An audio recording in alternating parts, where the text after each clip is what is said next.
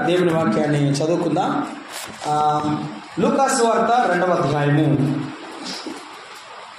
లూకాసు వార్త 2వ అధ్యాయము 25, 26 వచనాలను మనము చదువుకొని ప్రార్థన చేసుకుందాం.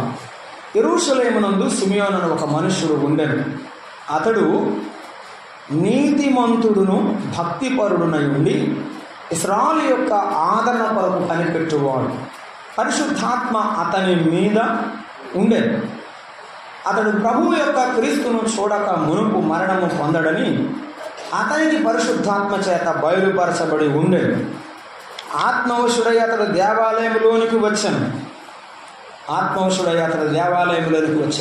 27 ఏళ్ళు కలిసి ఉన్నాయి ఆఖరులైన. అతడు తన చేతుల్లో ఆయన ఎత్తుకొని దేవుని స్తుతించు ఇట్లనెను. 35వ వచనం. నీ హృదయంలోనికి ఒక ఖడ్గము దూసుకుపోవునని ఆయన తల్లి అయిన మరియతో చెప్పాను. ప్రార్థించాను. ప్రేమగల తండ్రి, స్తోత్రాలు అని దేవా, మీకు వందనాలు, స్తోత్రాలు. మా ప్రభు, మా కన్న తండ్రి, మా ప్రియ ప్రభువా, ఈ దినం మీరు జరిగించిన మీ ఘనమైన కార్యములను స్తోత్రములు. ఒకడు భూమి మీద మారు మనసు పొందితే పరలోక రాజ్యములో గొప్ప సంతోషం. ఈవేళ 3 బిడ్డలు మీ నామం బయట బాప్తిసం పొందారు. అందును బట్టి నీ వందనాలు. మీ నామం మహిమపరచబడినందుకు స్తోత్రములు. ఏ శరీరం మీ ఎదుట అతిశయింపకుండానట్లు మీ కార్యం జరిగించినందుకు స్తోత్రములు.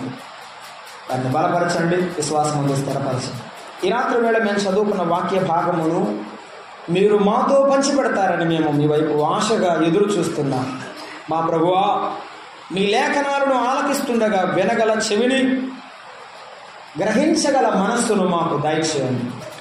మాకు వినబుద్ధిని పుట్టించండి. మీ వాక్యము వినుచుండగా మీ దయగల మాటలు మీ నోటి నుండి జాలువారుచుండగా మా హృదయములో యందు నింపుకుని మేము కూర్చుకొని మీ నామ మహిమ కొరకు జీవించడానికి సహాయం చేయమని, అనేకులను మీ వైపు మీరు ఆకర్షించమని, మమ్మల్ని ఉజ్జీవింప చేయమని క్రీస్తు యేసు నామమున ప్రార్థన చేస్తున్నాము తండ్రి, ఆమేన్. ప్రభు మహాకృపను బట్టి మరి మా స్థానిక సంఘములు కానీ మేము కొంతమంది జీవిత చరిత్రలను స్టడీ చేస్తూ ఉన్నాం. సిమియోను గురించి జీవాల ధ్యానం చేస్తూ ఉన్నాం. 2 చోట్ల మాట్లాడడం జరిగింది. ఇది 3వ చోట. నేను కొన్ని మాటలు మీ దృష్టికి తీసుకొని వస్తాను, అవి మనసులో పెట్టండి. యెరూషలేమునందు సిమియోను అనే ఒక మనుషుడు ఉండెను. అంటే ఏంటి? ఊసు దేశమందు ఏబను ఒక మనుషుడు, బైబిల్లో ఉందండి, నేను కొత్తగా చెప్పడం లేదు. ఊసు దేశమందు ఏబను ఒక మనుషుడు, ఆయనేనా? There is something special. ఏదో ప్రత్యేకత ఉంది. దేవుడు ఒక వ్యక్తిని గురించి దైవ గ్రంథంలో రాశాడు అంటే ఏముంది? ఒక ప్రత్యేకత ఉంది. మా సంఘంలో ఆ సహోదరుడు ఉన్నాడండి, మా సంఘంలో ఈ సహోదరి ఉంది అంటే ఏంటి? ప్రత్యేకత ఉంది. ఒక ప్రార్థనా పరులు ఉన్నారు, ఒక పరిచయం చేసేవారు ఉన్నారు, దేవుని వాక్యమును పఠించేవారు ఉన్నారు, శ్రద్ధగా నేర్చుకునేవారు ఉన్నారు. మనను గురించి ఒక సాక్ష్యం ఉన్నదా? సిమియోను గురించి ఒక సాక్ష్యం ఉన్నది. ఏమిటంటే యెరూషలేములో ఉన్నవాడు. దాని అనుభవాలు చాలా ఉన్నాయి. దేవుడు యెరూషలేమును కోరుకున్నవాడు, ఆయన నామం ఉంచినవాడు, ఆ యెరూషలేము కొరకు మరలా వచ్చి వారిని రక్షించడానికి సిద్ధంగా ఉన్నవాడు. యెరూషలేము నేను కోరుకున్న స్థలం అన్నాడు. కాబట్టి ఈనాడు ఆయన కోరుకున్న స్థలం ఆయన సన్నిధిలో మనం ఉన్నాం. ఆయన ఆనాడు యెరూషలేము దేవాలయంలో ఉన్నాడు, ఈనాడు ఆయన కోరుకున్న స్థలంలో మనం ఉన్నాం. అయితే ఆయన సన్నిధిని మనం అనుభవించాలి, అది మన భాగ్యం. 2వ మాట చెప్పాడు, అతడు నీతిమంతుడు అని చెప్పాడు. అతడు నీతిమంతుడు అనడానికి ఇక్కడ 2-3 ఆధారాలు ఉన్నాయి. ఒకటి ఏమిటంటే, ఇశ్రాయేలు కొరకు ఆయన మెస్సయ్య దిగి వస్తాడు, వారిని రక్షిస్తాడని ఇశ్రాయేలు అందరూ నమ్ముతున్నారు. ఇతడు కూడా నమ్మాడు. 2వది ఏమిటంటే, యేసు ప్రభు పుట్టిన తర్వాత అతడు యేసు ప్రభువును చూచి చనిపోతాడనే వాగ్దానమును పొందాడు. మరణము పొందకమునకు క్రీస్తును చూస్తాడు అనే వాగ్దానాన్ని పొందాడు. ఆ వాగ్దానమును విన్న తర్వాత నమ్మాడు. ఆ నమ్మిన వాగ్దానం ప్రకారంగా యేసు ప్రభువుని తన చేతుల్లోనికి ఎత్తుకొని చూసి దాటిపోయాడు. మనం కూడా అంతే. మనము కూడా దేవుడు మనకిచ్చిన ఆయన వాక్యాన్ని నమ్మాము. ఆయన యొక్క వాక్యాన్ని నమ్మిన తర్వాత ఈనాడు ఆయన కొరకు ఎదురు చూస్తున్నాం. ఆయన వాక్యాన్ని నమ్మిన వాడు సిమియోను ఆయన కొరకు ఎదురు చూసి ఆయనను కనులారా చూశాడు. రేపు యేసు ప్రభు దగ్గరికి వెళ్ళినప్పుడు, అంటే రేపటి కథలు మీరు మళ్ళీ మోట్లు ఎలా అర్థం చేసుకుంటారు తెలియదు. అంటే యేసు ప్రభు వారు మధ్యాకాశంలోనికి వచ్చినప్పుడు మనమందరము ఎత్తబడతాం, ఆయనను ముఖాముఖిగా చూస్తాం. అది ప్రభు మనకిచ్చేటువంటి గొప్ప భాగ్యం. ఆయన సన్నిధి గొప్ప భాగ్యం. ఆయన బిడ్డలముగా నీతిమంతులుగా తీర్చబడ్డం గొప్ప భాగ్యం. మూడవది చెప్తున్నాడు భక్తిపరుడు అని చెప్తాడు. భక్తిపరుడు అని చెప్తున్నాడు. అతని భక్తిని గురించి అయితే రోమా ప్రభుత్వం, అక్కడ ఉన్నటువంటి శాస్త్రులు పరిచయులు యేసు ప్రభువును ఒప్పుకుంటారా? యేసు ప్రభువుని దేవుడిని ఒప్పుకుంటారా? మీరు తలకాయ ఎట్టానే ఒప్పండి, కానీ ఒప్పండి, చూడకండి. నాకు భయం వేస్తుంది. పాట చెప్పేటప్పుడు పిల్లడు ఎట్టు ఉరి చూస్తున్నాడంటే నాకు భయం వేస్తుంది. ఎవరు ఏంటి తెలుస్తాడు, అలా కాదు కదా. సై రోమా ప్రభుత్వంలో ఉన్నటువంటి ఆ ప్రభుత్వం కానీ శాస్త్రులు పరిచయులు కానీ యేసు ప్రభువు దేవుడిని ఒప్పుకున్నారా? ఒప్పుకోలేదు. ఒప్పుకుంటే ఆయనను ఎలాగూ సంహరించదామని ఎందుకు ఆలోచిస్తారు? అవును కదా. కాబట్టి యేసు ప్రభు దేవుడిని ఒప్పుకోవాలి. మేము యెహోవాకు బిడ్డలం, అబ్రహాము సంతానం అన్నారు, కానీ మేము యేసు క్రీస్తు బిడ్డలమని వారు చెప్పలేదు. వారి మధ్య దేవుని కొరకు నమ్మకముగా జీవించిన వాడు సిమియోను. ఈయనతో పాటు ఒక ఆయన ఉన్నాడు కదా, యేసు ప్రభు చనిపోయినప్పుడు అతడు తెగించి అన్నాడు. ఎవరు? అరిమతయి యోసేపు తెగించి పిలాతు దగ్గరకు వెళ్ళి యేసు ప్రభు దేహం ఇమ్మని అడిగాడు. అంటే అర్థమేమిటి తెగించంటే? ఈ కట్టుబాట్లని పక్కన పడేసి వీళ్ళతో నాకెందుకు, ఇక నా జీవితం ఉన్నా ఉంటే లేకపోయినా ఉంటే ఆయన దేహం ఇప్పుడు కన్నా తాకకపోతే నా జీవితం ఎందుకని ముందుకు వెళ్ళాడు. యేసు ప్రభువుని నమ్ముకున్న వాళ్ళు ఉండాల్సిందేమిటి? ఆ మాట చెప్పు. ఏముండాలి? తెగింపు ఉండాలి. ఈ రోజున ఈ లోకములో ఉన్న పాపముతో నాకు సంబంధం లేదు. ఆయన కొరకే నేను జీవిస్తాను, ఆయన కొరకే నేను ఎదురు చూస్తాను, ఆయన బిడ్డగా నేను జీవిస్తాను అనే తెగింపు ఉండాలి. లేకపోతే లోకంతో కలిసిపోతావు, రాజీ పడతావు. రాజీ పడ్డావంటే నీవు ఎక్కడో పడిపోయావని అర్థం. సిమియోను ఎప్పుడూ రాజీ పడలేదు కాబట్టి ఒక మాట అతని జీవితంలో పరిశుద్ధాత్మ రాసి ఉంచాడు. అతడు భక్తిపరుడు. భక్తిపరుడు అంటే బైబిల్ తీసుకొచ్చాడని కాదు. ఏబు యథార్థవంతుడును నీతిమంతుడు అని రాయబడి ఉన్నది. అతడు భక్తిపరుడుగా తన భక్తి జీవితాన్ని కాపాడుకున్నాడు. యేసు ప్రభు తన చేతిలోనికి వచ్చే వరకు, మన ప్రభు దిగి వచ్చే వరకు మనం ఏం చేయాలి? మన భక్తి జీవితాన్ని, నేను రెఫరెన్స్లు పెట్టి ఎందుకంటే ఆల్రెడీ నేను చెప్పాను కాబట్టి మళ్ళీ చెప్తున్నా, మన భక్తి జీవితాన్ని కాపాడుకోవాలి. మనము దేవుని సన్నిధిలో ఉన్నాం. ఆనాడు ఆయన యెరూషలేములో ఉన్నాడు, ఇప్పుడు మనం ప్రభు సన్నిధిలో ఉన్నాం, ఆయన మందిరంలో, ఆయన సంఘంలో. మనము నీతిమంతులుగా తీర్చబడ్డాం. అతడు నమ్మాడు, మనం కూడా విశ్వాసం ద్వారా నీతిమంతులుగా తీర్చబడ్డాం. మూడవది, అతడు భక్తిపరుడుగా జీవించాడు తన అంతము వరకు, తన జీవితాంతం వరకు. అందుకే అన్నాడు, అంతము వరకు సహించిన వాడు రక్షింపబడు. మన జీవితంలో అంతము వరకు ఉండాలి. చాలా మంది ఏం చెప్తున్నారంటే, ప్రభువు నమ్ముకున్న తర్వాత రక్షణ వస్తుందండి, అది ఎక్కడికి పోదు, అది ఎక్కడికి పోదు. నిజమే. కానీ నమ్మిన వాడు ఎట్లా పడితే అట్లా బ్రతకడు. ఇది గుర్తుపెట్టుకో. ఎట్లా పడితే అలా మాట్లాడుతున్నాడు, ఎట్లా పడితే అలా బ్రతుకుతున్నాడు అంటే అసలు నమ్మలేదని అర్థం. ఆ తీర్మానమే కరెక్ట్ కాదు, అది గుర్తుంచుకోవాలి. కొంతమంది వాటన్నిటిని సాకులుగా అడ్డంగా చెప్పుకొని జీవిస్తున్నారు. దేవుడు ఒప్పుకోడు సుమా. సంఘ పెద్దలు ఒప్పుకోవచ్చు, లేకపోతే నీకున్నటువంటి పలుకుబడిని బట్టి మాట్లాడలేకపోవచ్చు, కానీ దేవుడు చర్య తీసుకుంటాడు. సిమియోను భక్తిపరుడుగా జీవించాడు, తన భక్తి జీవితాన్ని కాపాడుకున్నాడు. ఇంకొక మాట చెప్పాడు, ఇశ్రాయేలు ఆదరణ కొరకు కనిపెట్టినవాడు అన్నాడు. యెరూషలేములో ఉన్నవాడు నీతిమంతుడు, భక్తిపరుడు. ఇశ్రాయేలు ఆదరణ కొరకు కనిపెట్టుకున్నవాడు. ఇంకొక మాట చెప్పాడు, పరిశుద్ధాత్మ కలిగినవాడు. ఈరోజు బాప్తీసం తీసుకున్న బిడ్డలకు మనకు అర్థమవడానికి ఈ మాట ధ్యానం చేద్దాం. ఏమాట అంటే ఆత్మను కలిగినవాడు. ఆయన గురించి, పరిశుద్ధాత్మను గురించి, సిమియోను జీవితంలో పరిశుద్ధాత్మ చర్యను గురించి, పరిశుద్ధాత్మ చేసిన కార్యాన్ని గురించి అక్కడ 2-3 మాటలు చెప్పాడు. అవి చదువుకుందాం. ఆ 3 మాటల గురించి ఆలోచిద్దాం. రండి, 2వ అధ్యాయంలో ఆ మాట చూద్దాం. 2వ అధ్యాయము 25 చివరిలో ఉన్నది కదా. ఆ పరిశుద్ధాత్మ అతని మీద, చెప్పండి, పరిశుద్ధాత్మ అతని మీద ఉండెను అన్నాడు. తర్వాత చూడండి, పరిశుద్ధాత్మ చేత బయలుపరచబడెను అన్నాడు. 26 చివరిలో అతడు ఆత్మవశుడయ్యను అన్నాడు. పరిశుద్ధాత్మ అతని మీద ఉండెను, జాగ్రత్తగా ఉంటున్నాడు కదా. పరిశుద్ధాత్మ అతని మీద ఉండెను. రెండవది, అతడు ఆత్మవశుడై ఉండెను.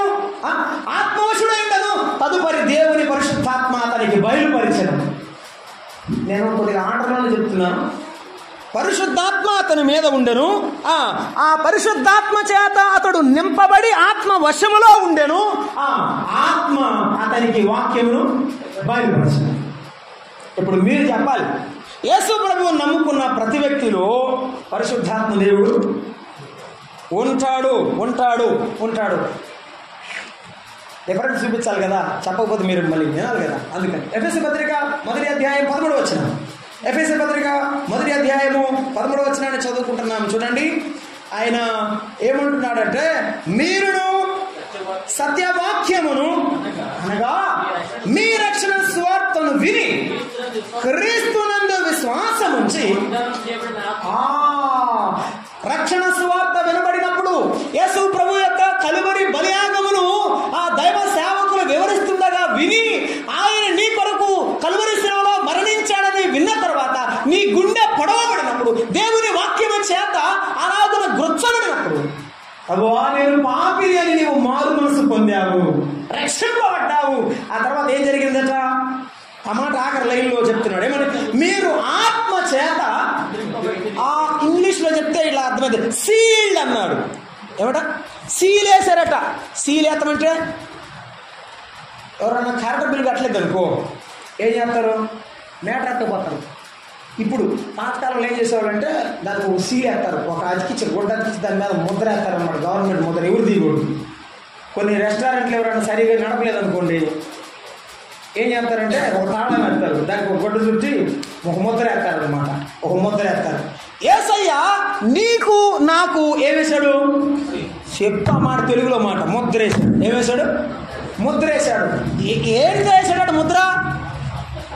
పరిశుద్ధాత్మతో ముద్ర వేశాడు. యేసు ప్రభువుని సమాధిలో పెట్టిన తర్వాత రోమా సైనికులు, రోమా సామ్రాజ్యం ఏం చేశారు? భద్రముగా చేశారట. రోమా సైన్యపు ముద్రలు వేశారట. రోమా సైన్యపు ముద్రలు వేశారట. ఆ ముద్రలు ఆయన ఎదుట నిలబడలేదు. కానీ నీకు నాకు వేసిన ముద్ర ఏమిటో తెలుసా? రోమా ప్రభుత్వ ముద్ర కాదు, లోకములో ముద్ర కాదు, కానీ పరిశుద్ధాత్మ యొక్క, చెప్పమా, పరిశుద్ధాత్మ యొక్క ముద్ర. ఆయన ఆత్మను ఎదిరించి ఏ వ్యక్తి నీ దగ్గరకు రాలేడు, నువ్వు నిజంగా నమ్ముకుంటే. చాలా మంది చెప్తుంటాడు, అన్నయ్య నేను ప్రార్థన చేస్తుంటాడు, ఎవడు మీదకి వచ్చి కూర్చుంటాడు. ఎందుకు కూర్చుంటాడు? సరిగా నమ్ముకో, పశ్చాత్తాపడు. నీలో కన్నీటి దుఃఖముగా దైవ చిత్తానుసారమైన దుఃఖము రక్షణార్థమైన మారు మనసును కలుగు చేయనున్నాడు. నీవు నిజంగా మారు మనసు పొందితే జరగదు. ఎందుకంటే నీలో ఉన్న ఆత్మ, నాలో ఉన్న ఆత్మ ఒక్కడే, ఏం మార్చలేదు. కాబట్టి పరిశుద్ధాత్మ చేత మనము ముద్రించబడ్డాం, ఆ ఆత్మ చేత మనము భద్రము చేయబడ్డాం. కాబట్టి పరిశుద్ధాత్మ మన మీద ఉన్నాడు, గుర్తుంచుకుందాం. పరిశుద్ధాత్మ మనలో ఉన్నాడు. ఆయనే మన ఆత్మను కాపాడేవాడు, మన శరీరాన్ని, మన జీవితాన్ని కాపాడేవాడు. అయితే మరి ఎందుకు సంఘంలో ఉన్న ప్రజలందరూ ఆత్మ స్వాధీనంలో ఉండడం లేదు? ఆత్మచేత ముద్రింపబడ్డారు కదా, మరి అందరూ ఆత్మీయులుగా ఎందుకు లేదు? అందరూ ఆత్మ సంబంధులుగా ఎందుకు ఎదగడం లేదు? ఆ ప్రశ్న మనకు వస్తుంది కదా, నిజమా కదా? పరిశుద్ధాత్మ వలన మీరందరూ నింపబడినప్పుడు, ముద్రించబడినప్పుడు ఏం జరుగుతుంది? అపోస్తలుల కార్యముల గ్రంథం 1వ అధ్యాయం 8వ వచనం చూడండి. 1వ అధ్యాయం 8వ వచనం. ఏమి? పరిశుద్ధాత్మ మా చేత మనం ముద్రించబడ్డాం, ఆయన చేత భద్రపరచబడ్డాం. ఈ లోకంలో ఎవడు ముట్టకుండా, దుష్టుడు ముట్టకుండా దేవుడు మనకు ముద్ర వేశాడు. కాబట్టి ఎందువల్ల ముద్ర ఎందుకు పడింది మనకు? 1:8. అయినను పరిశుద్ధాత్మ మీ మీదకి వచ్చినప్పుడు, అయినను అన్నాడు. ఆ మాట గుర్తుపెట్టుకోవాలి. అయినను అంటే అర్థం ఏమిటి? కాలములు, సమయములు తండ్రి తన స్వాధీనం ఉంచుకున్నాడు అంటే అర్థము, నీ జీవితంలో ఏం జరిగిద్దో నీకు తెలియదు, నా జీవితంలో ఏం జరిగిద్దో నాకు తెలియదు. ఇది ఎవరి స్వాధీనంలో ఉందంట? తండ్రి స్వాధీనంలో ఉన్నది. సంఘం ఎలా ఏర్పడాలి?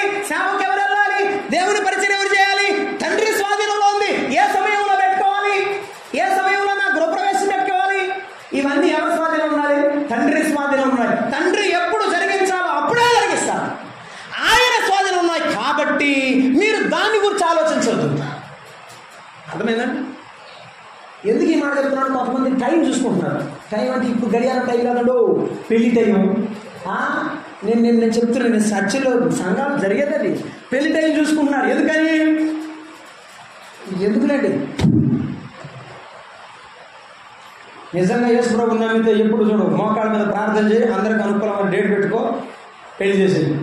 ఆలోచించద్దు. మేమంతే దైవ సేవకులకు చెప్పాం, అయిపోయింది. కాలములు సమయములు ఆయన స్వాధీనంలో ఉన్నాయి, వాటిని గురించి ఆలోచన చేయవద్దు. అయినా కూడా నీకు కాలం తెలియకపోయినా, నీకు కాలం తెలియకపోయినా, దేవుడు ఎప్పుడు వస్తాడో, రెండవ రాకడ సమయం ఎప్పుడో నీకు తెలియకపోయినా, ఆయన ఎప్పుడు ఏ కార్యం జరిగిస్తాడో నీకు తెలియకపోయినా, నీవు దేవుని ఆత్మ చేత ముద్రించబడ్డావు కాబట్టి అయినను పరిశుద్ధాత్మ మీ మీదకు వచ్చినప్పుడు నీకు నాకు జ్ఞానం లేకపోయినా, నీకు నాకు తెలివితేటలు లేకపోయినా, మనం లోకముల వారి కంటే జ్ఞానహీనులమైన పరిశుద్ధాత్మ మన మీదకు వస్తే ఏమవుతాం? మనం శక్తి ఉంది, దేవుని శక్తి. దేవుని స్వార్థ తిరస్కరిస్తున్న వారికి ఎలా ఉందంట? వెర్రితనంగా ఉందంట. ఆ స్వార్థను నమ్మే వారికి ఎలా ఉంది? దేవుని శక్తి అయి ఉన్నది, దేవుని శక్తి అయి ఉన్నది. పరిశుద్ధాత్మ శక్తినిస్తాడు. మీరు శక్తి నొందేదరని చెప్పండి. 2వ అధ్యాయం 17 వచ్చిన అక్కడే 2వ అధ్యాయం 17-18 చదువుతారా? అపోస్తల కార్యము 2:17-18 చెప్పండి. 17 అంత్య దినములందు నేను మనుషులందరి మీద నా ఆత్మను కుమ్మరించెదను, నా ఆత్మను కుమ్మరించెదను. 18:2 అన్నాడు, నా ఆత్మను కుమ్మరించెదను. ఎవరైతే యేసు ప్రభువు నమ్ముకొని అయ్యా నా జీవితంలోనికి రాని కన్నీటితో అడుగుతారో వారి హృదయాల్లోకి వస్తాడు యేసయ్య. వారి మనసులో ఉంటాడు, వారి హృదయంలో ఆయన తన ఆత్మ ద్వారా ప్రవేశిస్తాడు. రక్తముతో పాపము కడుగుతాడు, రెండవది ఆత్మతో ఆయన ముద్రిస్తాడు అని చెప్తున్నాడు. ఆ ఆత్మ మనకేమిస్తుంది? చెప్పండి ఆ మాట గట్టిగా. శక్తినిస్తుంది, శక్తినిస్తుంది. ఇందాక మనం చదువుకున్నాం, అతని మీద ఉండెను అన్నాడు. అపోస్తల కార్యము 2వ అధ్యాయంలో 3వ వచనంలో అన్నాడు, అవి నాలుకలుగా విభాగింపబడి వారి మీద వ్రాలగా అన్నాడు. రెండు ఒకటే, మీద పడటం అన్నా వ్రాలటం అన్నా ఒకటే. కాబట్టి సందర్భాలు వేరువేరుగా ఉంటాయి, పదాలు సమకూరుతాయి. మీద వ్రాలగా అని చెప్పాడు. 2వ అధ్యాయం 4వ వచనంలో ఏమన్నారు? వారు పరిశుద్ధాత్మతో నిండిన వారై, చదువుతారా? నిండిన వారై ఆ ఆత్మ వారికి నీకు ఏ శక్తి ఇస్తాడు? దేవుడు వాక్ శక్తిని ఇస్తాడు. అందుకే వీరు విద్య లేని పామరులని ఎవరు? పేతురు, యోహాను వారు చూసినప్పుడు అపోస్తల కార్యముల గ్రంథంలో వారి యొక్క జ్ఞానమును ఎదిరింపలేకపోయిరి. ఉందా వాళ్ళకి? వాడు చేపలు పడుతున్నాడు, వాళ్ళకి ఏడుంది? అది ఎవరి జ్ఞానం చెప్పాలా? పరిశుద్ధాత్మ జ్ఞానం. పరిశుద్ధాత్మ శక్తి చేత నింపబడి వారు స్వార్థ ప్రకటిస్తే ఎవరు ఎదిరించలేకపోయారు. ఈనాడు మనకి ఉండవలసింది ఏంటంటే పరిశుద్ధాత్మ శక్తి. పరిశుద్ధాత్మ శక్తి, పరిశుద్ధాత్మ శక్తి మనకు కావాలి. ఈ మాట చెప్పడానికి నేను మత్తయి సువార్త 4వ అధ్యాయాన్ని గుర్తు చేస్తాను. యేసు ప్రభు వారు బాప్తిసం తీసుకున్న సందర్భం ఇది. మత్తయి సువార్త 4వ అధ్యాయాన్ని జ్ఞాపకం చేస్తాను. మత్తయి సువార్త 4వ అధ్యాయాన్ని మొదటి వచనం చదువుతారా? అప్పుడు యేసు అపవాది చేత శోధింపబడుటకు ఆత్మ వలన అరణ్యమునకు కొనిపోయాను. తీసుకెళ్ళింది ఎవరు? జాగ్రత్తగా బైబిల్ చదువు ఫస్ట్. అది యేసు అపవాది చేత శోధింపబడుటకు ఆత్మ వలన అరణ్యమునకు కొనిపోయాను అన్నాడు. పరిశుద్ధాత్మ దేవుడు ఆయనను అరణ్యానికి తీసుకెళ్ళాడు. పరిశుద్ధాత్మ దేవుడు అరణ్యానికి తీసుకుని వెళ్ళాడు. బాప్తిసం తీసుకున్న వెంటనే పావురం వలె ఆయన మీదకు పరిశుద్ధాత్మ వచ్చాడు కదా. వచ్చిన వెంటనే యేసు ప్రభు వారు పరిశుద్ధాత్మ చెప్పినట్టుగా అరణ్యానికి పోకుండా ఇంటికి పోతే, నా మాట అర్థమైందా? బైబిల్లో ఏం రాశారంటే ఆత్మ ఆయనను అరణ్యానికి కొనిపోయినన్నాడు. ఆ పరిశుద్ధాత్మ యేసు ప్రభువు నమ్ముకున్నప్పుడు మన పరిశుద్ధాత్మ హృదయంలో ఉంటాడు. ఆయన మాట వినాలి. యేసు ప్రభు ఆయన మాట విని నేరుగా అరణ్యానికి వెళ్ళాడు. అరణ్యానికి వెళ్తే మంచిదా, ఇంటికి వెళ్తే మంచిదా? గట్టిగా చెప్పాలి. ఎంత తెలివిగలమ్మా. ఏ ఊరండి? పావులు వారి కూడా ఉంది. సార్ అంత మంచివాడు. ఇంత తెలివిగా ఉన్నారు మీరు, నేను ఏడా చూడలేదు. చెప్పాల్సి వచ్చినప్పుడు మాత్రం సైలెంట్గా ఉంటారు. ఏమని అడిగాను నేను? అరణ్యానికి వెళ్తాం మంచిదా, మంచి వసతులు ఉన్న ఇంటికి వెళ్తాం మంచిదా? తెలుగు అమ్మా, ఇంగ్లీష్ కాదు. నేను ఇంగ్లీష్ పొందులైనా ఇంగ్లీష్ మాట్లాడట్లేదు. అరణ్యానికి వెళ్తాం మంచిదా, ఇంటికి వెళ్తాం మంచిదా? అన్ని వస్తువులు ఇంటికి వెళ్తాం మంచిదా? సరే, అరణ్యంలో నివసించడం మంచిదా, ఇంట్లో ఉండడం మంచిదా? కదా. ఎవరైనా కోరుకునేది ఏంటి? ఇల్లే కదా. బాప్తిస్మం ఇచ్చే వాళ్ళగా మెడతలు తినేవాళ్ళు, తేలు తినేవాళ్ళు ఎవరు ఉంటారండి? సరిగా వస్త్రాలు కూడా కట్టుకునే వాళ్ళు ఉంటారు. కానీ దేవుని కొరకు అన్ని త్యజించి వెళ్ళిన వారు పరిశుద్ధాత్మ స్వాధీనంలో, ఆయన ఆత్మను పొందిన వారు ఆయన స్వాధీనంలో ఉండాలి.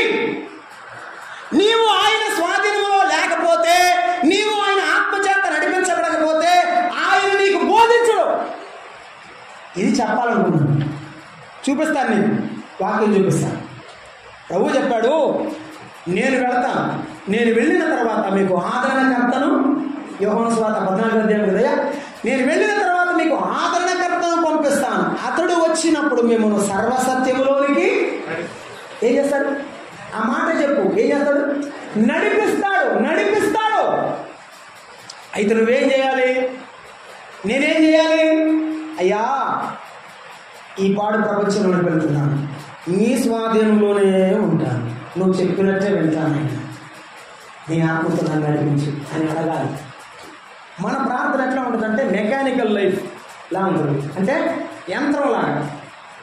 అదే రోజు క్యాసెట్, అది రోజు క్యాసెట్ అది ప్రార్థన. కానీ ఎప్పుడైనా నీ మనసుతో దేవుని ఎదుట కూర్చొని నీ తండ్రితో నువ్వు మాట్లాడినట్టు మాట్లాడతావా? చెప్పాలమ్మా. మాట్లాడితే ఏసై మాట్లాడతాడు, లేకపోతే మాట్లాడతాడు. నాకు నేను ఒక్కటే గట్టిగా మీ కొడుకు మీ దగ్గరికి వచ్చి, నాన్న సైకిల్ కావాలి, ఫీజు కట్టాలి అంటే, తర్వాత నాకు బట్టలు కావాలి, ఒక బైక్ గురించి, సైకిల్ ఇంటి దగ్గర దొరుకుతుంది, బైక్ ఏమో కాలేజీకి తీసుకెళ్తాను, నాకు ల్యాప్టాప్ కావాలి, వెళ్ళిపోయాడు అనుకోండి, మీకేమనిపిస్తుంది? వాడికి అవే కానీ నేను అవసరం లేదనుకుంటా అనిపిస్తుందా లేదా? మామూ కదిలించడం కష్టం అన్నమాట. ఏమనుకుంటావు తండ్రిగా? నేను తండ్రినా, నా ఇద్దరు పిల్లలు. ఏమనుకుంటావు? వాడికి నా సంగతి ఎప్పుడు పెట్టిందయ్యా, వాడికి ఏది కావాలో తీసుకెళ్తాడు, కానీ నేను ఎట్టున్నాను ఎప్పుడని అడిగాడా అని అంటావు. అది నీ దృష్టిలో అన్యాయం. ఏదో చెప్పు, అన్యాయం కదా. నీ దృష్టిలో అన్యాయం. నీ కొడుకు నీతో మాట్లాడకపోతే అన్యాయం, నీ కొడుకు నువ్వు చెప్పినట్టు వినకపోతే అన్యాయం. కానీ నువ్వు ప్రార్థన చేస్తే మాత్రం అన్యాయం కాదు. ఎన్ని రోజులైనా ప్రార్థన అనుకోవచ్చు, ఎంతకాలమైనా ప్రార్థన అనుకోవచ్చు, బైబిల్ చదవకుండా పడుకోవచ్చు. దేవుడు ఏమనకూడదు, నేను నిందారుగా, అదే కొంతమంది చెప్తాడు, ఆకాశవాకి లిపి జీవించాలని ప్రార్థన చేయాలి. ఎట్లా? ఎందుకు? దీవిస్తాడా? చెప్పాలి. ఇస్తాడా? ఇవ్వడా? పరిశుద్ధాత్మ శక్తి రావాలి అంటే పరిశుద్ధాత్మను పొందిన తర్వాత ఆయన స్వాధీనంలోకి వెళ్ళాలి. అది అర్థం. ఆయన స్వాధీనంలోకి వెళ్తే ఆయన శక్తి నిన్ను కమ్ముకుంటుంది. అదే మనకు చెప్పాడు కదా మత్తయి సువార్త 1వ అధ్యాయంలో, అమ్మా పరిశుద్ధాత్మ శక్తి నిన్ను కమ్ముకొనును గనుక నీవు గర్భవతి కుమారుని పొందుకున్నాడు. పరిశుద్ధాత్మ ఏమవుతాడు? కమ్ముకుంటాడు నీ చుట్టూ. ఆయన నీలోకి వచ్చినప్పుడు ఆయన నీకు శక్తినిస్తాడు. రెండో మాట చెప్పడానికి ముందుగా ఒక చిన్న ఉపమానం చెప్తాను. ఉపమానం కాదు, జరిగింది. ఒక తండ్రి ఒక కుమారుడికి ఎప్పుడు కుమారుడికి తండ్రి చెప్పే మాటలు ఎప్పుడు నచ్చవా? మళ్ళీ ఈ కుమారుడు తండ్రి ఏదాకా నచ్చవలేండి. నువ్వైనా నేనైనా అంతే, అది ఒప్పుకోవాలి ఏదా. సరే, బీటెక్ చదువుతున్నాడు. నేను ఇంజనీరింగ్ కాలేజ్ ప్రొఫెసర్ కాబట్టి నాకు తెలుసు. బీటెక్ చదువుతుంటే వాళ్ళ నాన్నగారు ఇంటికి వచ్చి, ఏమిరా కనపడుతున్నాయి కదా, 4 ఫ్యాన్లు వేసావు, ఒక మనిషికి కూర్చున్నావు, కరెంట్ బిల్ ఎంత వచ్చింది? నేనే కనపడ్డాను ఇంట్లో, ఎప్పుడు చూసినా నన్ను తింటాడు. అసలు నేనంటే ప్రేమ లేదు మా నాన్నకి. తిట్టుకుండా వెళ్ళాడు. మరుసటి రోజు వచ్చి, నాన్న అందరూ బైకులు కొంటున్నాడు, అందరూ ఇంజనీరింగ్ కాలేజీకి వెళ్ళాలంటే కనీసం కుర్రోడికి బైక్ లేకపోతే కష్టం.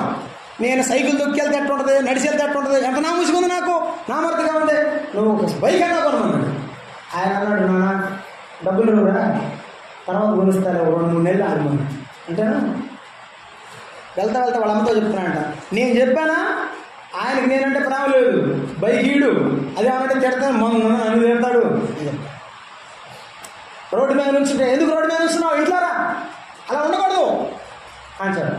నేను నుంచున్నా తిడతాడు, లేచినా తిడతాడు, లోపలికి వెళ్ళినా తిడతాడు. ఎందుకు తిడతాడు? అవసరం లేదు, ఈ తండ్రి ఉండడం కంటే లేకపోవడమే మేలు అనుకున్నాడు.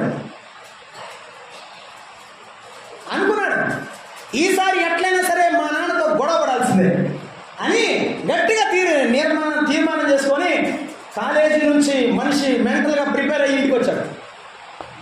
ఇంటికి వచ్చేసరికి సాయంత్రం 4-5 గంటలకి కాలేజీ నుంచి రాగానే తలుపేసింది. ఎవరు లేరు. ఇంటి పక్కన ఆయన అడిగాడు, ఏందంటూ మీరు ఎవరు లేరంటే, మీ నాన్నకు బాగాలేదంటే హాస్పిటల్లో పెట్టారు, తొందరగా వెళ్ళమని. గబగబా అక్కడ పోయాడు. అక్కడ పోతే టేబుల్ ఒక ప్లేస్ ఉంది, వాళ్ళ మేనమామ కూర్చున్నాడు. మేనమామ పక్కన కూర్చుంటే వాళ్ళ మేనమామ, ఏం పర్వాలేదురా మీ నాన్నకి లైట్గా స్ట్రోక్ వచ్చింది. లైట్గా వచ్చిందా, గట్టి పోతే బాగుండేది అని మనసులో అనుకుంటున్నాడు. లైట్గా వచ్చిందా అనుకుంటున్నాడు. కానీ పర్వాలేదు, ప్రమాదం తప్పినట్టేను, మీ నాన్నగారు బాగానే ఉన్నాడు, కాకపోయినా నువ్వు చాలా అదృష్టవంతుడు రా అన్నాడు మామ. ఎందుకు అంటారు, మీ నాన్నకు నువ్వంటే ఎంత ఇష్టమో తెలుసా, 24 గంటల్లో 20 గంటలు నీ గురించే చెప్తాడు, పొలం వెళ్ళినా చెప్తాడు. ఎందుకు అట్లా తిడతావు, ఇంటికి వచ్చి తిట్టిన తర్వాత వాడిని అట్లా అన్నానని మళ్ళీ ఏడుస్తూ బాధపడతాడట.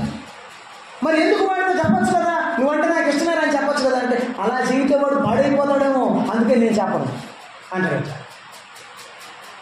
మరి బైక్ అడిగితే కొనివచ్చు కదా అంటే, ఇప్పుడు బైక్ ఇచ్చాను సరే, రేపు పొద్దున ఇంకొకటి నేను నా స్తోమతని మించిన జరిగితే నేనేం చేయగలను, అందుకే వాడి కష్టం విలువ తెలియాలని నేను కష్టంగా పెంచుతున్నాను, క్రమశిక్షణ నేర్పాలని, అలా ఉండి ఎలా ఉండాలని కఠినంగా చెప్తున్నాను అన్నాడట. ఇది చెప్తున్నాడు మీ నాన్న అనగానే, అవునా మా నాన్నకు నా మీద ప్రేమ ఉందా, అరే నేను తప్పుగా అనుకున్నాను. అనుకొని ఇంకో విషయం తెలుసా, నీ కోసం డబ్బులన్నీ దాచిపెట్టి నీకు ఒక ప్లాట్ కొన్నాడు మీ నాన్న. అక్కడ ఇల్లు కడతాడంట. నేను చనిపోయే లోపల నా కొడుకు మంచి ఇల్లు కట్టియాలి అని దాచుకున్న సొమ్ముతో ఒక ప్లాట్ కొన్నాడు.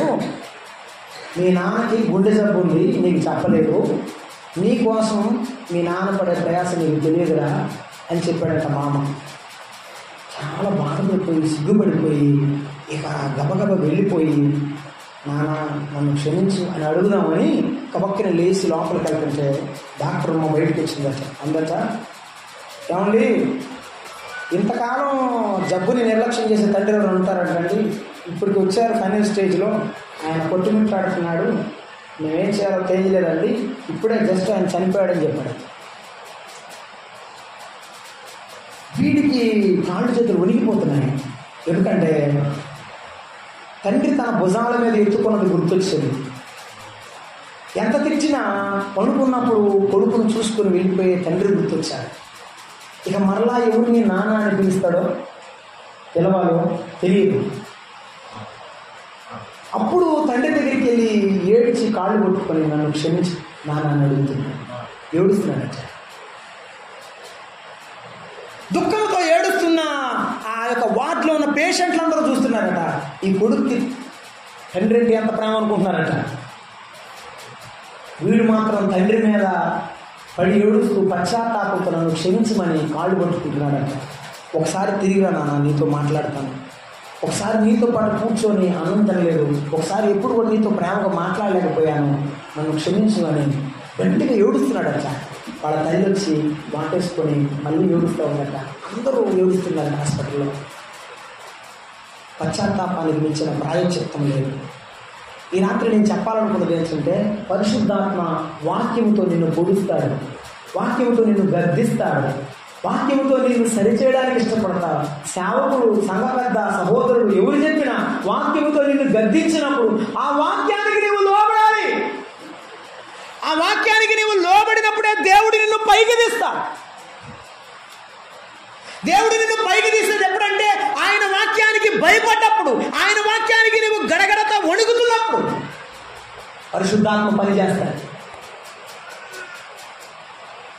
ఈరోజు నన్నే టార్గెట్గా పెట్టుకున్నాడు మా సంఘ పెద్ద అన్నావు అనుకో, ఇంతే సంగతి, నువ్వు ఎందుకు పనికిరాడు.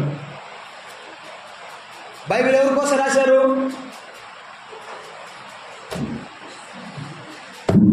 బైబిల్ ఎవరి కోసం రాశారు? మీ పక్కింటి వాళ్ళ కోసం, నీ కోసం కాదు కదా. వినేవాళ్ళ కోసం, చెప్పేవాళ్ళ కోసం కాదు కదా. దేవుని వాక్యం రెండంచులు కలిగిన ఖడ్గము వంటిది, అది ఎముకలను నరములను కండలములను దూరమట్టుగా లోపలికి వెళ్ళి ఖండించి, నీకు నాకు ఒకటే, నీకు నాకు ఒకటే తీర్పు. అలాగైతే మనం విందాం, దేవుని యొక్క పరిశుద్ధాత్మకు మనం లోపడతాం. ఆయన గద్దించినప్పుడు లోపడతాం, ఆయన ఒప్పుకోమన్నప్పుడు ఒప్పుకుంటాం. మనం లోపాలను సరిచేసుకుందాం. ఏ సేవకుడి మీద, ఏ సంఘ పెద్ద మీద, ఏ వాక్యోపదేశకుడి మీద కక్షను దేశాన్ని పెంచుకోవద్దు సుమా. ఈ వాక్యం నా కొరకే, నాలో ఏమైనా లోపం ఉందా ప్రభువా, నీ ఆత్మకు అనుగుణంగా నాకు శక్తిని దయచు.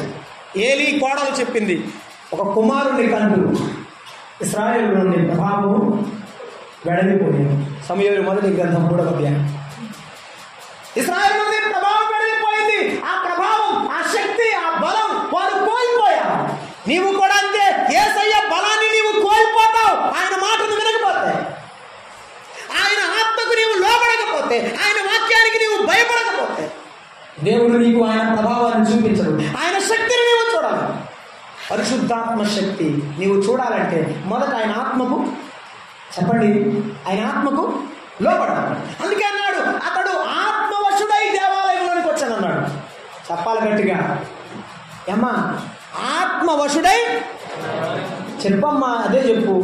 ఆత్మవశుడై దేవాలయంలోనికి వస్తా. మరి నువ్వు దేవుని మందిరానికి ఆరాధించడానికి వస్తున్నావు. ఆ శనివారం రాత్రే దేవుని ఆత్మచేత నీ హృదయాన్ని సిద్ధపరిచి ఆరాధనకు వస్తున్నావా లేదా? నీ పొరపాట్లని దేవుని ఒప్పుకొని కన్నీటితో అవి కడిగి వేసుకొని వస్తున్నావా లేదా? సిద్ధపరచడం లేదు, హృదయాన్ని సిద్ధం చేయడం లేదు. కాబట్టి దేవుని ఆత్మ పనిచేయడం లేదు. ఎన్ని సంవత్సరాలు ప్రార్థనకు వచ్చినా అలాగే ఉన్నావు, ప్రయోజనం లేదు. 3 ఏళ్ళు వెదకినా, ఎన్ని ఏళ్ళు ఎదుగుతాడట?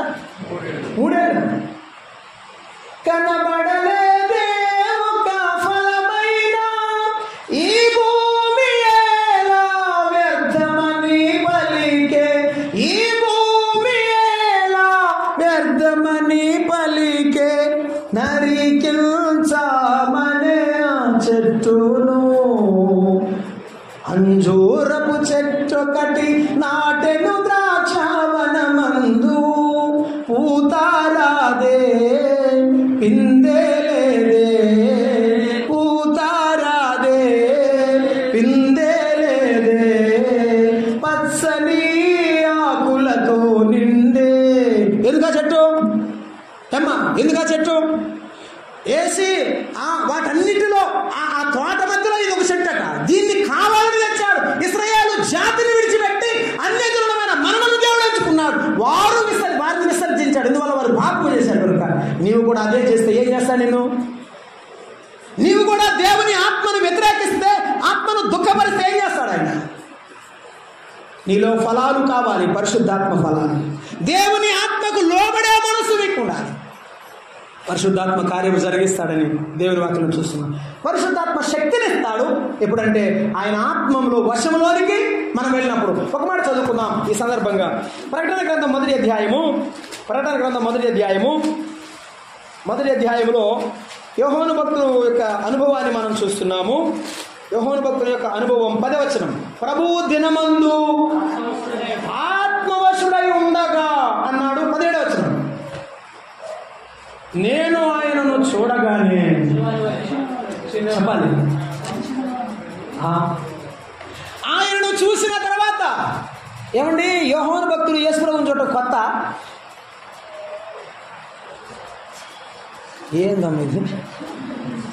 చేపలు పట్టుకునేవారు దోణిలో వలలు కడుక్కుంటా ఉన్నప్పుడు యాకోబును యోహాను ఉరిమెడు వారు అనేటువంటి ఇద్దరిని పిలిచాడు కదా. పిలిచినప్పుడు ఆయన చూడలేదా? చూశాడా చూడ చెప్పమ్మా. చూశాడు, రైట్. చూశాడు కాబట్టి ఆయన వెంబడించాడు, రైట్. ఆ వెంబడించేటప్పుడు యేసు ప్రభువును చూశాడు. లాజరుని తిరిగి లేపినప్పుడు చూశాడు. రూపాంతరపు కొండ మీద ఆయన ముఖం మారిపోయినప్పుడు చూశాడు. ఇప్పుడు దర్శనరీతిగా ఆయన తేజస్సును మహామహిమను చూశాడు. ఇప్పుడు సాగపడ్డాడు. నీవు నేను కూడా పరిశుద్ధాత్మ శక్తిని అనుభవిస్తే దినదినము అభివృద్ధి చెందుతాం, దినదినము ఆత్మీయంగా ఎదుగుతాం, యేసయ్య యొక్క విలువ తెలుసుకుంటాం. ఆయన విలువ తెలియకపోతే ఆయనను గణపరచడం తెలియదు. యోహాను ఏం మాట్లాడకుండా ఏం చేస్తున్నాడు? సాగిలపడుతున్నాడు. పరిశుద్ధాత్మ స్వాధీనంలో ఉన్నవాడు ఆయన ఎదురే సాగిలపడతాడు. నేను ఒక మాట గుర్తు చేస్తాను, ఉన్నదే బైబిల్లో. దావీదు అన్నాడు, ప్రభువా నీ కొరకు నేను దేవాలయాన్ని, ఏమమ్మా తెలీదా, నీ కొరకు ఒక దేవాలయాన్ని కడతాను అన్నాడుగా. కట్టడం మంచిది కదా అమ్మ? గట్టిగా చెప్పండి అమ్మా. దేవాలయం కట్టడం మంచిది కదా? మంచిదే. కానీ దేవుడు ఏమన్నారు? నువ్వు కట్టడానికి వెళ్ళావు, నీవు అనేకుల రక్తమును చిందించిన వాడు కనుక నీవు నా మందిరము కట్టడానికి వీల్లేదు. అక్కడ ఆగండి. నువ్వు చేస్తానన్నది ఎవరన్నా వద్దంటే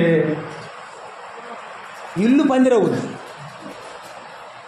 అవును కదండి? ఇల్లు పీకి పందిరేస్తావు, ఇల్లు పందిరవుద్దంటే అక్కడ. నీ మాట ఎవరైనా తిరస్కరిస్తే, నీ మాట ఎవరైనా వినకపోతే ఏం చేస్తావు? అంతే. ఇక ఆ గొడవ ఎవరు ఆపలేరు. ఇద్దరు అర్పణ తీసుకొచ్చాడు, ఒకరి అర్పణ అంగీకరించాడు, ఒకరు అంగీకరించలేదు. ఎంత కోపం వచ్చిందంటే ఏ రోజు చంపాడు కోపం వచ్చింది. మనిషి స్వభావం అదే. దేవుడు మనల్ని ఏం చేయమన్నాడో దాన్నే చేద్దాం. మనం అనుకున్నది కాదు, ఆయన ఆత్మ చెప్పినది, ఆయన వాక్యం చెప్పింది మనం చేయాలి. పరిశుద్ధాత్మ దేవుడు నీకేం చెప్పాడో, ఏమి చూడమన్నాడో అదే చూడు, ఏమి మాట్లాడమన్నాడో అదే మాట్లాడు, ఏమి చెయ్యమన్నాడో అదే చెయ్యి. ఆయనకు వేరుగా, ఆయన ఆత్మకు వేరుగా ఏం చేసినా నీ జీవితంలో ఫలమే రాదు. అందుకే ఆయన భక్తుడండి దావీదు. నా కోరికైనా చంపేసుకుంటా కానీ ఆయన చిత్తాన్ని మాత్రం తప్పకుండా జరిగిస్తా. నా ఇష్టం కాదు ప్రభువా, నీ చిత్తమే. అలాగే నా కుమారుడైనా పర్లేదు. అప్పటికప్పుడు కుమారుడు పుట్టాడంటే చాలా సంవత్సరాలు ఎదురు చూడాలి. సొలొమోను పెద్దోడు అవ్వాలి, ఆ తర్వాత ఆయన రాజు చేయాలి, ఆ తర్వాత మందిరం కట్టాలి. ఈ మందిరం లోపల చనిపోతాను కదా, నన్ను కట్టొద్దు అన్నాడు. నాకేం సంబంధం? కట్టి పొలబడిందా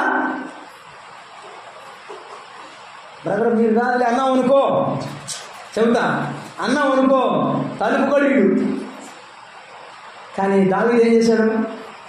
మందిరము యొక్క సామాగ్రి అంతా సమకూర్చి తాను చేయగలిగిన పనంతా పేరుకు సొలొమోను కట్టాడు. కానీ అంకెవరు చేశారు? చెప్పలేదమ్మా. ఆ పేరుకు సొలొమోను కట్టాడు కానీ బంగారం కానీ దేవదారు నాలుగు కానీ వృక్షము కానీ అన్ని సమకూర్చి దగ్గర పెట్టి చనిపోయాడు. దేవుని చిత్తంలో నీ ఉంటే, నీ పాత్ర ఏమిటో సంఘంలో తెలిస్తే, ఆయన ఆత్మ నీకు చెప్పినట్టుగా చేస్తే సంఘం అభివృద్ధి అయింది. నువ్వు అనుకున్నట్టుగా కాదు, నేను అనుకున్నట్టుగా. అప్పుడు నా ఆత్మీయ జీవితం, నీ ఆత్మీయ జీవితం అభివృద్ధి చెందుతుంది. దేవుడు నీకు ఇచ్చిన వరం ఏదో గుర్తుపెట్టుకో, దేవుడు నీకు ఇచ్చిన గిఫ్ట్ ఏంటో తెలుసుకో, సరిపోతుంది. పరిశుద్ధాత్మ స్వాధీనంలో ఉన్నవాడు ఇవన్నీ గ్రహిస్తాడు. ఒకటి, పరిశుద్ధాత్మ శక్తిని ఇస్తాడు. పరిశుద్ధాత్మ వాక్శక్తిని ఇస్తాడు. 3, పరిశుద్ధాత్మ నడిపిస్తాడు. పరిశుద్ధాత్మ మనలను గైడ్ చేస్తాడు. అది అపొస్తలుల కార్యముల గ్రంథం 8వ అధ్యాయం 29వ వచనంలో ఒకడు రథం మీద వెళ్తూ ఉంటే రథం కంటే వేగంగా పరిగెత్తాడు మరొకడు కదా. సువార్తికుడైన ఫిలిప్పు రథం కంటే వేగంగా పరిగెత్తుకొని వెళ్ళి అతన్ని కలుసుకొని సువార్త ప్రకటించాడు అన్నాడు. 8:29 ఏం చెప్పాడు అక్కడ? చదువుతారా? 8:29లో అప్పుడు ఆత్మ, అట్లా ఆత్మ పిలుపు కాదు, ఆత్మ పిలుపుతో, అదే జాగ్రత్త చదవాలి. ఆత్మ పిలుపుతో ఆ రథము దగ్గరికి పోయి, అంటే ఏమిటని అర్థం? He's guiding him. ఏం చేయాలో, ఎలా చేయాలో, ఎలా స్వార్థ ప్రకటించాలో, ఎవరికి ప్రకటించాలో పరిశుద్ధాత్మ ఏం చేస్తున్నాడు? చెబుతున్నాడు. సువార్తికుడైన ఫిలిప్పుకు నువ్వు కూడా అంతే. ప్రతిరోజు ప్రభువా ఈ రోజు నన్ను ఏం చేయమంటావు, నీ చిత్త ప్రకారం ఎలా బ్రతకాలి, ఎలాగూ నేను ఈ లోకంలో ఉండాలి ప్రభువా అని ప్రతిదినం అడిగి ఆయన సహాయాన్ని పొంది ముందుకు వెళ్తే ఆయన ఆత్మ నడిపిస్తాడు, ఆయన ఆత్మను ఇస్తాడు. చాలాసార్లు దేవుని ఆత్మకు లోబడకపోవటం వలన మన జీవితాల్లో కార్యాలు జరగడం లేదు. ఈ మాట మనం గుర్తుంచుకుంటున్నాం. దేవుని ఆత్మ కార్యాలు జరగాలంటే ఆయన మనల్ని నడిపిస్తుండగా సర్వసత్యంలోనికి నడిపించేటప్పుడు అవును ప్రభువా అలాగే నడుస్తున్నాడు. దావీదు నువ్వు దేవుడు తిరస్కరించినా కూడా దేవుని చిత్త ప్రకారంగా నడుచుకున్నాడు. అందువల్ల దేవుడు చెప్పాడు, దావీదు నా హృదయానుసారుడు. దేవుడు ఎలా తీర్పు తీర్చాలనుకుంటున్నాడో దావీదు అలాగే తీర్చేవాడు. దేవుడు ఏం చేయాలనుకున్నాడో అలాగే చేసేవాడు. ఒక్క ఊరియా భార్య విషయంలో తప్ప అన్నాడు బైబిల్. ఆయన ఒకటే, నువ్వెన్ని నేనెన్ని ఆలోచన చేసుకుంటే గుండె పగులుద్ది. రేపొద్దున యేసు ప్రభు ఎదుట నిలబడినప్పుడు మన జీవితం ఏమో ఆలోచించాలి. ఇప్పుడైనా ప్రభువా నీ ఆత్మ ప్రకారముగా పరిశుద్ధాత్మ దేవా నీ చొప్పున నన్ను నడిపించమని అప్పగించుకో. దేవుడు నిన్ను ఆయన నడిపిస్తాడు. ఆ తర్వాత 39లో చెప్పాడు, అక్కడ 8:39లో ఆత్మ ఫిలిప్పును కొనిపోయానన్నాడు. ఏమన్నాడు? ఆత్మ ఫిలిప్పును కొనిపోయాను. ఎక్కడికి అవసరమో అక్కడికి తీసుకుపోతాడు. పరిశుద్ధాత్మ నిన్ను సలహాలు ఇచ్చి నడిపిస్తాడు. ఆ తర్వాత ఎక్కడికి తీసుకెళ్లాలో అక్కడికి తీసుకెళ్తాడు. ఏడో మిద్ది మీద ప్రార్థన చేసుకుంటున్న పేతురుని పిలిచాడు, రా కొర్నేలేని ఓ భక్తిగా వాడున్నాడు, అక్కడికి పోయి సువార్త చెప్పమన్నాడు. వెళ్ళాడా లేదా? వెళ్ళాడంతే. అయ్యా మాసిదోనియా దేశస్తులకు ఎదురు వచ్చి మాకు సహాయం చేయమని అడుగుతున్నట్టుగా పౌరులు దర్శనం కలిగితే పౌరు దానికి అవిధేయుడు కాకుండా విధేయుడై వెళ్ళి సువార్త ప్రకటిస్తే సంగమానికి. ఈనాడు నీవు నేను మోకాళ్ళ మీద ఆయన దర్శనాన్ని పొందుతాను. వాళ్ళు దర్శనం అంటే ఏమని అనుకున్నారు తల్లులారా? దర్శనం అంటే నాయన కోరు తెల్లంగి చేసుకుని రాత్రి వచ్చాడు మా ఇంటికి ఉంటుంది. అట్లాంటి దర్శనాలు కాదమ్మా, అట్లాంటి దర్శనాలు చెప్పొద్దు. అట్లా చెప్పి జనాలు మోసపోతున్నారు. యేసుప్రభు దర్శనం అంటే ఏంటంటే ఆయన వాక్య దర్శనం, ఆయన నీతో మాట్లాడిన అనుభవం, నీ హృదయమునకు కలిగే నిశ్చయత అలా ఉండాలి. ఆయన దర్శనము చేత నీవు ప్రతిదినము నింపబడి ముందుకు వెళ్తే ఆయన నిన్ను తీసుకుని పోతాడు. ఎక్కడికి వెళ్ళాలో ఏం చేయాలో. కొంతమందికి అప్పుడప్పుడు భర్తతో మాట్లాడడం లేదు, పిల్లలతో మాట్లాడడం లేదు, భార్యతో మాట్లాడడం లేదు, ఆఫీసులో ఎలా ఉండాలో తెలియదు, నీకు నాకు జ్ఞానం లేదు. దేవుడు నడిపిస్తాడు.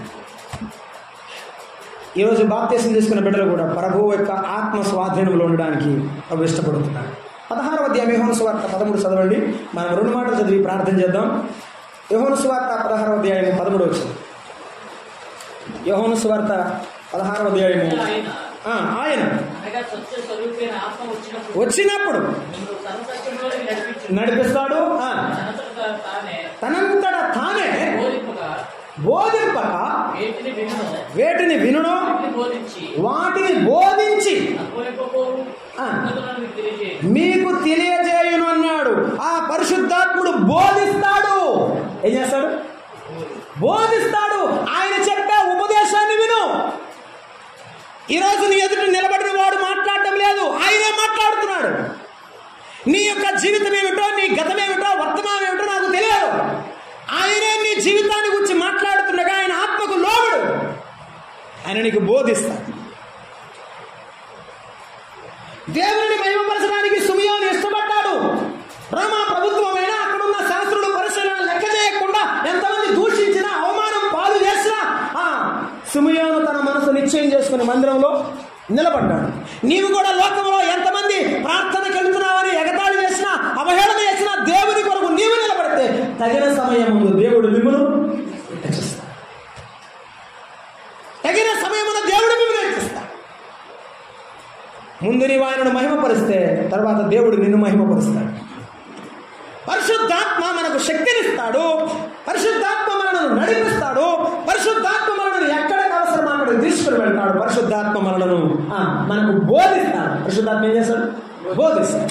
కాబట్టి ఇదిగో సిమియోను కూడా దేవుని ఆత్మ చేత బోధింపబడి మందిరంలోకి వచ్చాడు. ఈ రోజు నీవు కూడా దేవుని వాక్యం చేత బోధింపబడుతున్నావు. వస్తావా ఆయన రెక్కల కిందకు, ఆయన ఆత్మ స్వాధీనంలోనికి? ఎన్నాళ్ళు ఆయన ఆత్మ ఆత్మను వ్యతిరేకించి ఇప్పటి వరకు జీవించావో నాకు తెలియదు. మనస్ఫూర్తిగా ప్రార్థన చేసి ఎన్నాళ్ళైంది? కన్నీరు గార్చి ఎన్నాళ్ళైంది? మోకాళ్ళ మీద ఏడ్చి ఎన్నాళ్ళైందో చెప్పు. నాకు తెలియదు. నీ బిడ్డ కొరకు ఏడ్చి ఎన్నాళ్ళైందో, నీ భర్త కొరకు ఏడ్చి ఎన్నాళ్ళైందో, నీ భార్య కొరకు ఏడ్చి ఎన్నాళ్ళైందో, ఆ హృదయంలో వేదన ఆయనకు అప్పగించి ఎన్ని దినాలైందో. పరిశుద్ధాత్మను దుఃఖపరుస్తూ కాకతాళీయమైన ప్రార్థన చేస్తూ నీ జీవితాన్ని గడుపుతున్నావు. అది నీ ఆత్మీయ జీవితానికి మంచిదిగా. అతడు దేవాలయంలోనికి పరిశుద్ధాత్మతో నింపబడి లోపలికి రాగానే పరిశుద్ధాత్మ ఇవి నా ఎడల చేస్తాడు అని విశ్వసించాడు కాబట్టి లోపలికి వచ్చాడు. లేకపోతే రాడు. నీవు కూడా అంతే. అయ్యా నీవే చేస్తావు అంతే. నమ్మి ఆయనను వెంబడించాలి అంటే విధేయత చూపించాలి, లోబడ్డాడు. మనం కూడా ఏం చేయాలంటే ఆత్మవశములోనికి వెళ్ళాలి అంటే ముందు ఆయన వాక్యానికి లోబడాలి. లోబడినప్పుడు ఏం చేస్తుంది? సద్భక్తితో బతుకు నిర్దేశించే వారందరూ చెప్పండి సుఖంగా ఉంటారు, డాబాలు కట్టుకుంటారు, ప్రార్థనకు వచ్చే వాళ్ళందరూ పొలాలు బాగా మండుతాయి. ఇట్లాంటి సువార్త లేదు బైబిల్. అడని చెబితే వినేది లేదు. ఏమని చెప్తుంది బైబిల్? సద్భక్తితో బ్రతుకులు ఉద్దేశించేవారు హింస పొందుదురు. అంటే అర్థం ఏమిటి? నువ్వు భక్తి గలవాడు, ఆఫీస్కి వెళ్ళావు, అబద్ధం ఆడు, అందరూ బూతులు తిట్టావు, అందరూ తింటారు. అప్పుడు ఏంటి? జనం అందరూ అబ్బో పెద్ద భక్తులండి, ఏమి తిట్టడంట, మొన్నటిదాకా ఎట్టున్నాడు, నేను ఇప్పుడు దేవుని నమ్ముకున్నాండి, మొన్న వరకు తిట్టానేమో ఇప్పుడు తిట్టను అని నువ్వు అన్నా కూడా నేను వాళ్ళు ఎంత చేస్తానే ఉంటారు. నీకు బాధ లేదా? మనసులో వేదన ఉందా ఉండదా? మరి ఆ బాధను అనుభవిస్తాడు యేసయ్య కోసం. ఒక రోజు దేవుడు నీకు బహుమానం ఇస్తాడు. ఆ బహుమానం కొరకు నీతి గల ఆయన నీకు జీవ కిరీటం ఇచ్చే వరకు అంతవరకు నమ్మకంగా ఉండాలి. సద్భక్తితో బ్రతికేటప్పుడు నీకు బాధలు వస్తాయి, కష్టాలు వస్తాయి. అయినా యేసు ప్రభువుని విడువక జీవిస్తే దేవుడు నీకు కిరీటం ఇస్తాడు. అందుకే ఆయన స్వాధీనంలోకి వెళ్ళేవాడు ఆ భక్తిలో హింస ఉందని ఎరిగి కూడా ఉంటాడు. అలాగే దేవుని కొరకు జీవిస్తూ ఉంటాడు. హెబ్రీ పత్రిక 5వ అధ్యాయం 7వ వచనంలో చెప్పాడు, యేసు ప్రభువు శరీరధారి అయి ఉన్న దినములలో ఏమన్నాడు? ఆయన కూడా కన్నీళ్లతోనూ రోదనముతోనూ తన్ను మరణము నుండి రక్షింపగలవానికి సమర్పించి భయభక్తులు కలిగి ఉన్నందున అది సిమియోనును దేవుడు అంగీకరించాడు. సిమియోను జీవితాన్ని దేవుడు అంగీకరించాడు కాబట్టి సిమియోను బైబిల్ గ్రంథంలో ముద్రించబడ్డాడు. దేవుని నామాన్ని మహిమపరచాలి. నీవు కూడా దేవుని నామాన్ని మహిమపరచాలి అంటే దేవుడు సన్నిధిలో నీ పేరును గుర్తుంచుకోవాలంటే నీ జీవితం ఆయనకు అంకితం అవ్వాలి. ఆయన ఆత్మ స్వాధీనంలో ఉండాలి. భయభక్తులు కలిగినందున అంగీకరింపబడ్డాడు. నీవు భక్తి గలవాడవైతే దేవుడు నిన్ను అంగీకరిస్తాడు. ప్రభు నిన్ను అంగీకరించి ముందుకు నడిపిస్తాడని దైవ గ్రంథమును బట్టి దేవుని వాక్యంలో బట్టి నేను మీకు తెలియజేస్తున్నాను. పరిశుద్ధాత్మ స్వాధీనంలో ఉంట మనకు అవసరమైనది. మనమందరం పెరుగుదాము. యోహాను సువార్త 4వ అధ్యాయము 20 ఉందయ్యా, చదవండి. దేవుడు ఎవరైనా చెప్పండమ్మా. చాలామంది ఏమంటున్నారంటే పరిశుద్ధాత్మ కాదు కాదు అనకూడదు, దేవుడు ఆత్మ అంతే. దేవుడు ఆత్మ కనుక ఆయనను ఆరాధించువారు. అయితే ఈ రాత్రి దేవుని ఆత్మతో నీవు సంధించి నీ జీవితాన్ని సరిచేసుకొని రేపొద్దున దేవుడు తప్పకుండా తన సింహాసనమునకు నీ యొక్క అర్పణలు ఆరాధనలు ధూమం వలె అలాగున చేర్చబడతాయి. ఇంపైన సువాసన వలె దేవుడు ఆగ్రానిస్తాడు. ఒకవేళ కాకపోతే దేవుని అర్పణ, నీ అర్పణ దేవుని సన్నిధిలో తిరస్కరించబడుతుంది. సిమియోను దేవుని ఆత్మ కలిగిన వాడు, దేవుని ఆత్మ స్వాధీనంలో ఉన్నవాడు, దేవుని ఆత్మ ద్వారా వాక్యమును పొందినవాడు, దానిని సార్థకము చేసి జీవించినవాడు. కాబట్టి దేవుని ఆత్మ కలిగిన మనందరం ఆయన ఎదుటకు వచ్చి లోబడదాం. ప్రార్థన చేద్దాం. అలా వచ్చింది.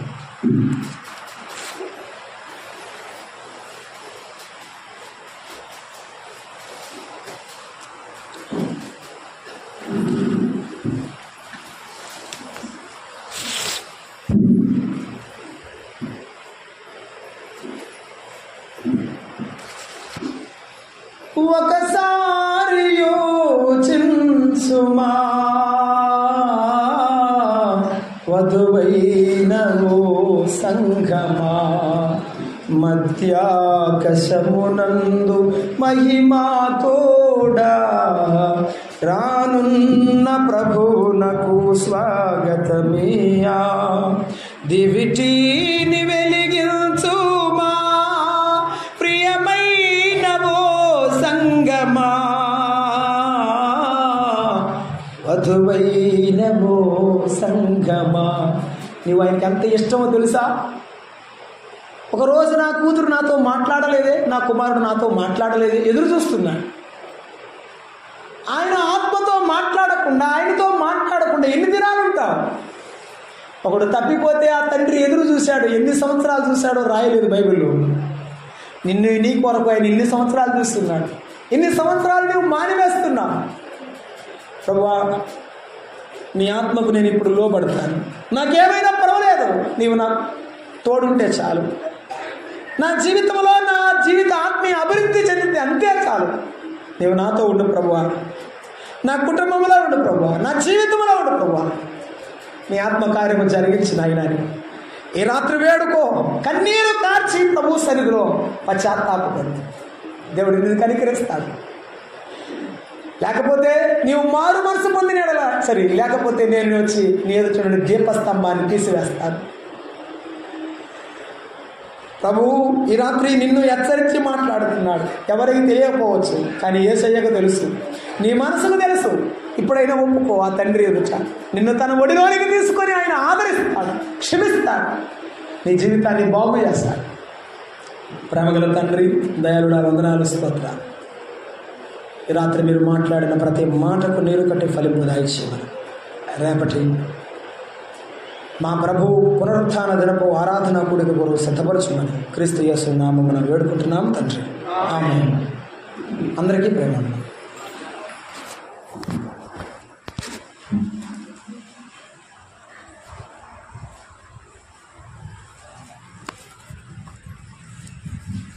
శ్రేష్టమైన వర్తమానాన్ని అందించినటువంటి అశోక్ గారికి సంఘం తరఫున ప్రత్యేక వందనాలు తెలియజేస్తున్నాం. సహోదరులారా, రేపు 10:30 గంటలకి ఆరాధన